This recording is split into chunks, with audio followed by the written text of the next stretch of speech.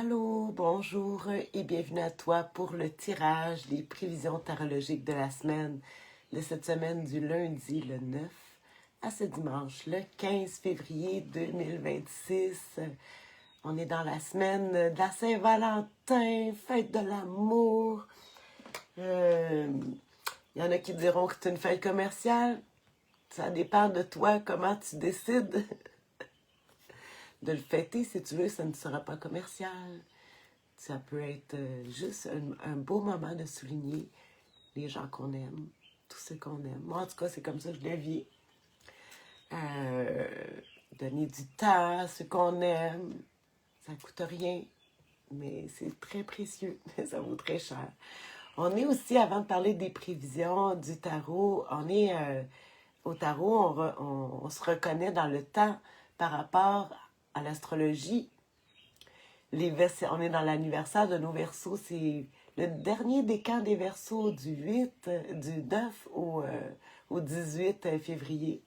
Les Verseaux qui sont représentés, comme ici dans le tarot des maîtres, on voit le symbole des Verseaux par l'étoile qui nous montre l'espoir. Hein? On est dans les moments les plus froids, puis nos Verseaux, ils ont l'espoir que ça va se replacer, les journées vont allonger. Tu as remarqué que ça a commencé accompagné de la planète Uranus, qui est représentée par le fou au tarot. Uranus, tu vois, je l'ai dessiné, le symbole d'Uranus. Et particulièrement le dernier décan, justement, qui est associé au 7 d'épée. Hein?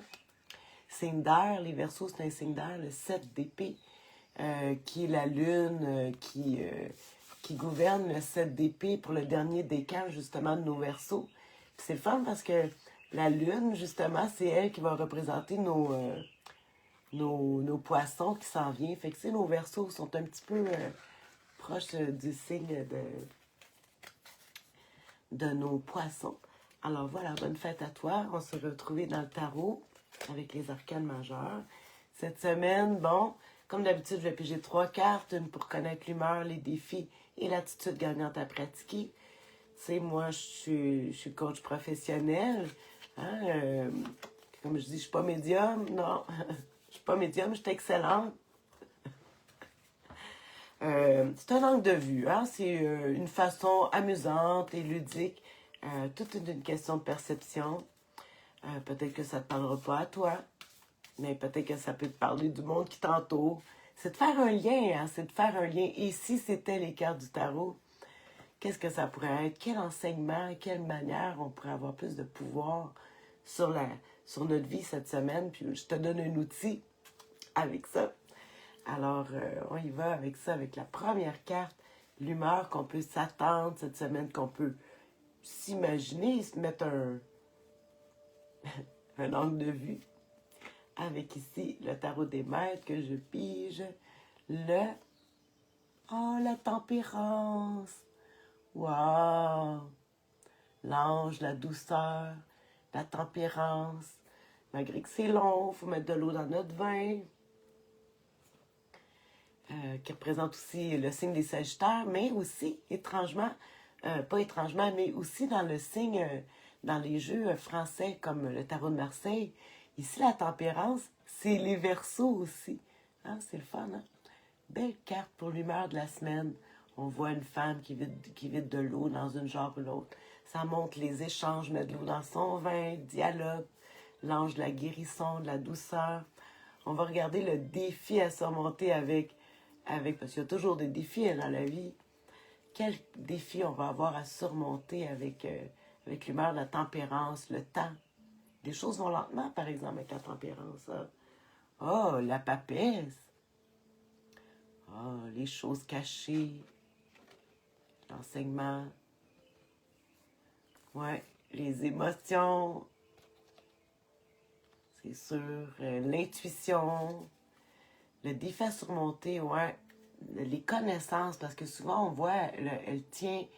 la papesse est devenue papesse pour avoir les connaissances. Elle s'est déguisée en homme pour avoir droit aux connaissances. Mais ici, est en défi. Fait qu'on dit les choses cachées, les secrets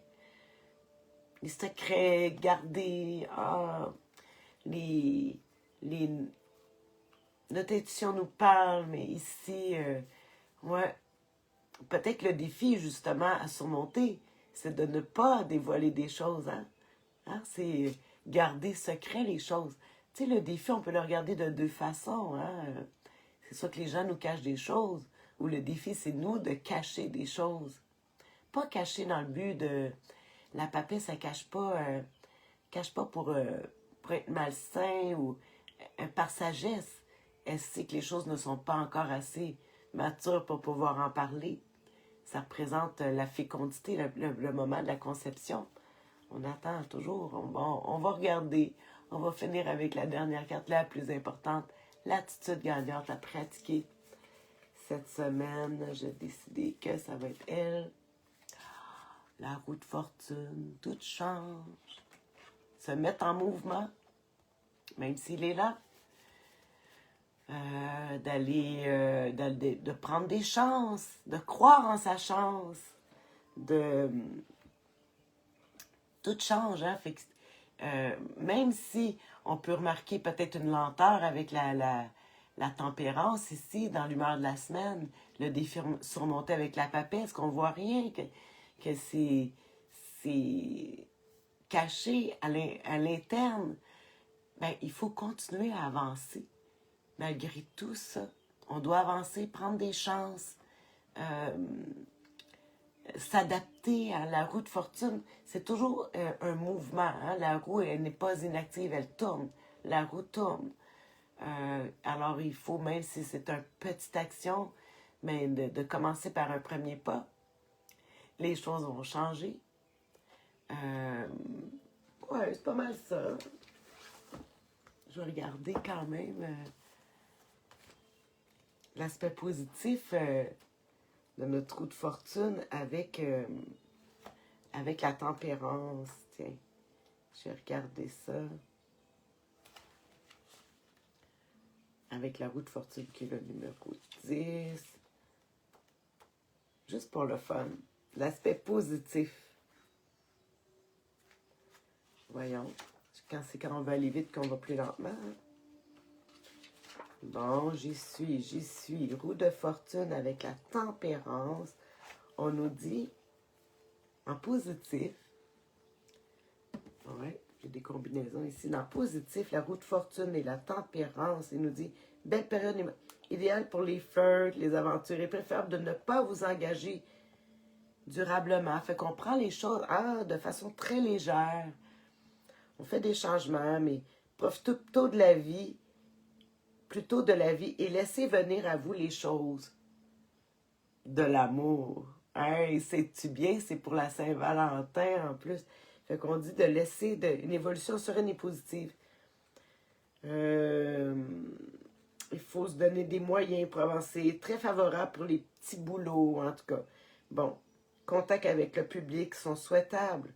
C'est sûr qu'on parle d'être dans le monde, de rester en public. Puis même si les finances sont chaotiques, hein, on dit surtout d'aller dans les plus petits plaisirs de la vie. Ça revient un petit peu à ce que je te disais. Le bonheur est dans les petites choses. Souvent, je l'entends. C'est commercial, hein, Saint-Valentin, c'est commercial. Effectivement. Mais si tu décides de le regarder, que c'est pas comme c'est une question de choix, c'est toi qui choisis si c'est commercial ou non.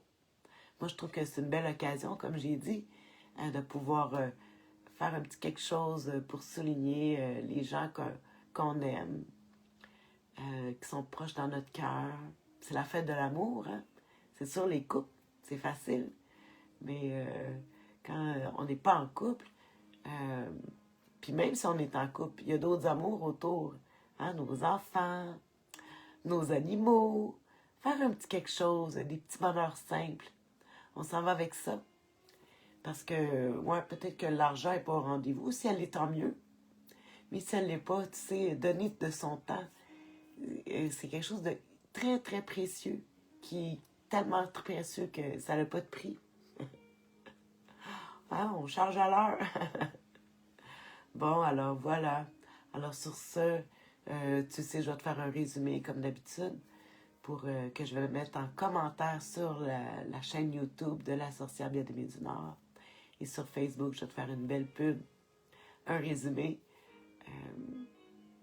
Sur ça, ben, je te souhaite une excellente semaine de Saint-Valentin qui va parler de douceur. Peut-être qu'il y a des choses cachées, que tu sens l'hypocrisie ou tout ça. Hein? On le sent avec la papesse.